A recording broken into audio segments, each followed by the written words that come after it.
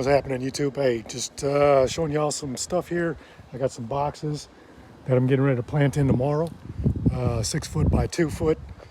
A couple of those in a U. So we got some compost coming tomorrow, some topsoil coming tomorrow. We got some zucchini and some pole beans coming in. We got some watermelon, some cantaloupe, bell peppers, cucumbers, and some lettuce coming in. This is really my first attempt at doing some gardening, so this is all new to me. Been watching a lot of channels, trying to get some ideas, things like that. Over here we got some dill, some mint, some cilantro, some basil, some shallots, onions, tomatoes, cherry tomatoes, and that's what we're gonna go with. So we'll be planting tomorrow. We'll be putting them into the boxes tomorrow, and yeah, we'll see how it goes. Hey, take care of each other. We'll see you later.